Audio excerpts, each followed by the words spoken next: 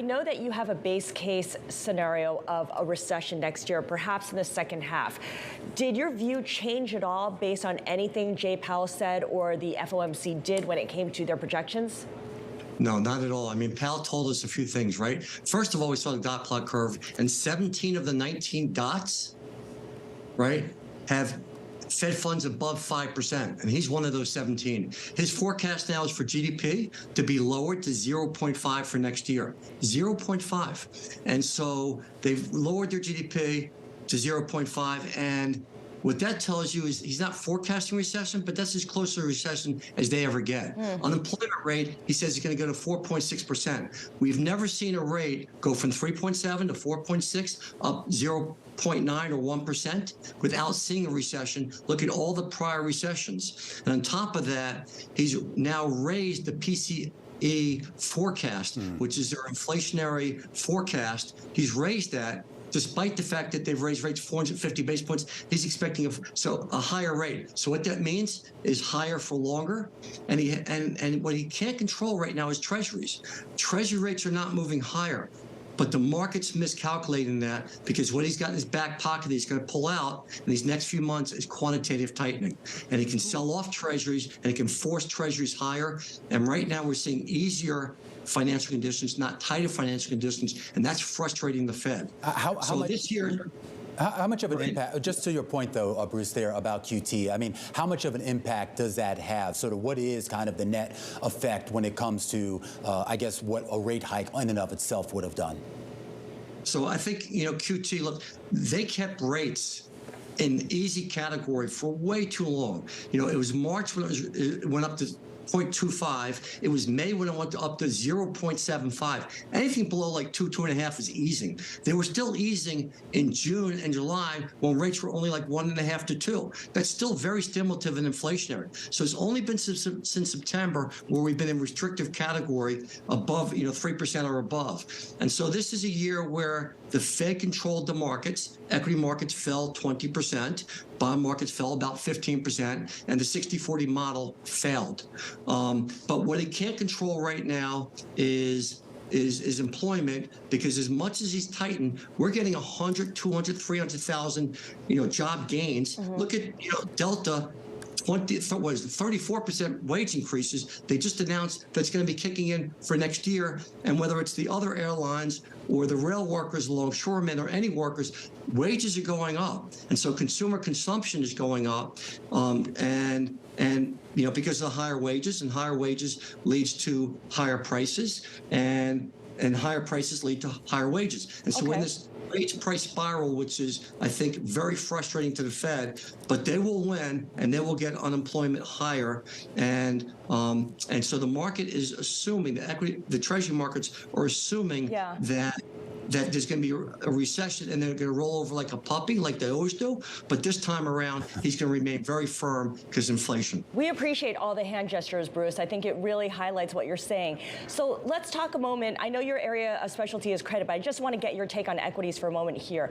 What does this mean for equities in that the Fed can no longer control what's going on, especially when it comes to employment? Because companies will be cutting jobs, or they'll want to cut costs at least, even if they can't hire people as quickly or as easily as they once were able to. What does this mean for equities, in particular the price action and the volatility that we might see?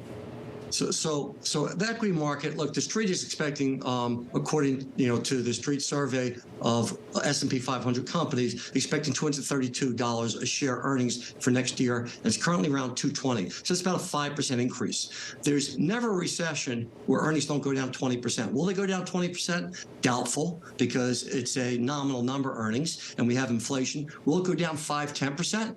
Absolutely. So we think earnings will go down to around $200 to $210 a share, and the market's not expecting that. Now, in any year, you talk about volatility. Any recessionary year, 2020, you saw a 60% range in equities from high to low. In 2008, you saw a 90% range. In 2002, that recession, you saw a 50% range. So expect equity volatility for next year.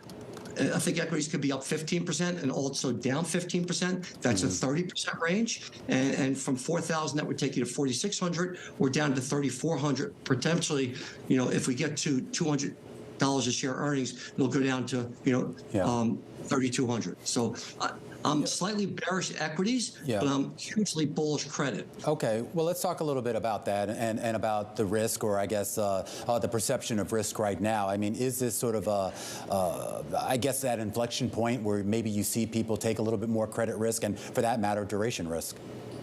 Yeah, well, duration risk has been punishing this year. So I think without taking the duration risk, you can get paid a lot of spread.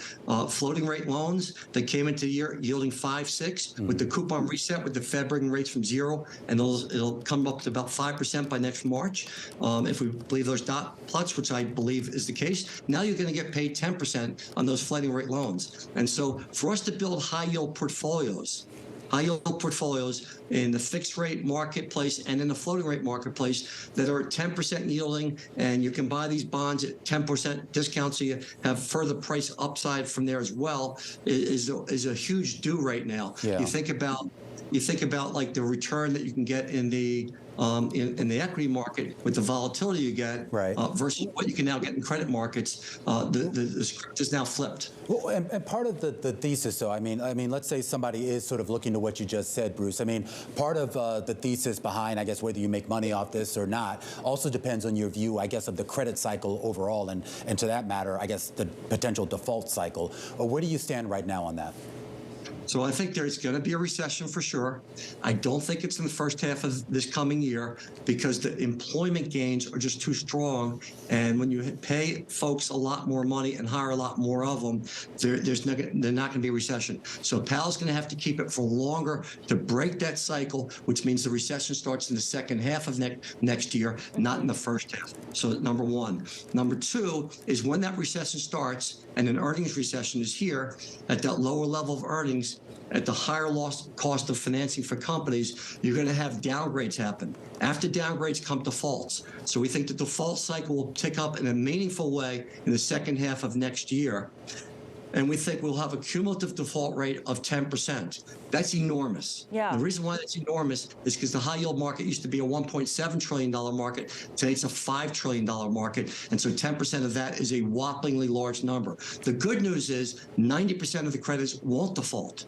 And for us to pick a quality portfolio of double B credits, double B loans, structured credit that yields 8, 9, 10% that won't default. At the same time, you have this big default cycle picking up, and that allows you to play it in multiple different ways. That's highly lucrative. So, Bruce, I want to get your take on a specific scenario then. Do you see a company like Twitter becoming a distressed scenario? Elon Musk, the new owner, has said that bankruptcy is not out of the question if they don't boost cash flow. And we know it's supposedly losing, what, $4 million a day and has some big interest payments due in coming years. Well, it's kind of hard to believe, despite the fact they put $13 billion of debt on the company, and the debt's trading, down 30 points, or priced, to move down 30 points, that he's going to walk away from 30 billion plus of equity. There's a very deep equity capital structure there relative to the credit structure. So we're not betting on Twitter. We're not betting against Twitter. Whenever you have that much of an equity check that's been written relative to the size of the debt, I think he's going to, the most successful entrepreneur ever here in the United States, or at least in this century, is probably, is probably going to make sure, even the expense of buying that debt back at a discount, is probably going to make sure that the debt doesn't drive him out. So he's in for a long slog. Wish him and other entrepreneurs well. Yeah, but it's not an easy equation right now with what's going on with the advertisers. Gotcha. How do you see Twitter, though, managing through $1.2 billion in annual interest payments next year at a variable rate? How does a company do that?